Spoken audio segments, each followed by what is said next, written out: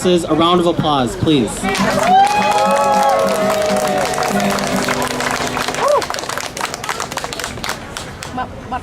I'm so honored to stand beside these women, our Khmer women, our Khmer Bangpaon, who have gone through so much trauma in their lives.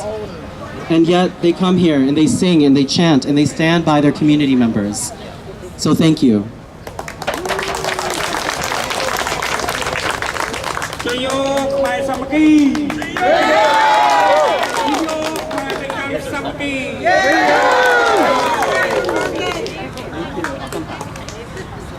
So again, I'm Elijah Chum.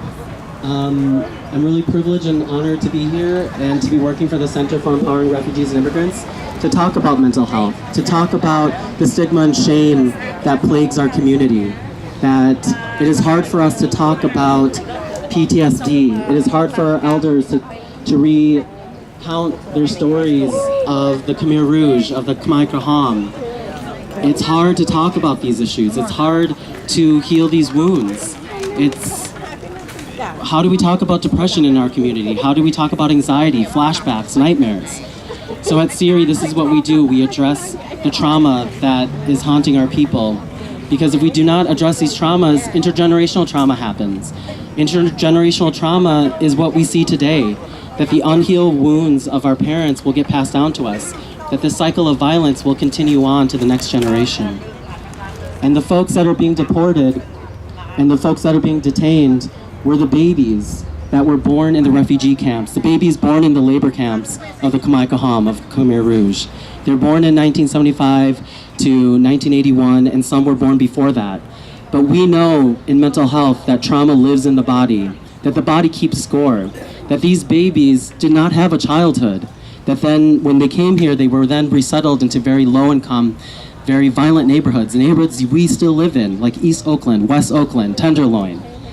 And in these violent neighborhoods, as babies of refugees, as refugee survivors and genocide survivors themselves, they did not get a chance.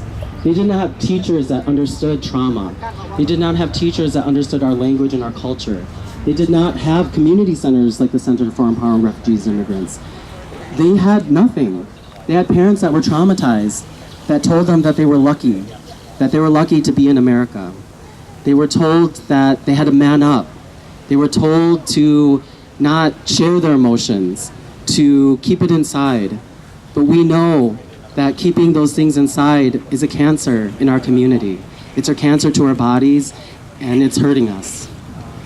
So I'm so happy and I'm so honored to be here because now we're having folks telling us their stories in the 80s and 90s of their resettlement, saying that this is enough. We are going to stand up. We can no longer be bullied by either people that are hurt and wounded themselves or by our government. So thank you. Thank you for being here today. Thank you for lifting the stigma and shame of mental health, about lifting the shame and stigma about deportations and incarceration. And I'm really happy to see other community members that are outside the Southeast Asian community. Because this is a problem and this is an issue that goes across all borders and all people. That all people, no matter their status, no matter their race, no matter their gender, their sexuality, no matter who they are, they belong and deserve to be in a country that protects them, that harbors them. And that's what we thought. When we came here in the 80s and 90s, we thought that nothing could happen to us, that our children were here and they were safe. But obviously that is wrong. We put too much faith into the system, and now they're sending our people back. So that's why we're here today. We're here to pressure Governor Newsom to pardon the refugees and to step up and stand beside us, because our folks for 40 years, our Cambodian Khmer folks, have suffered enough. All right, so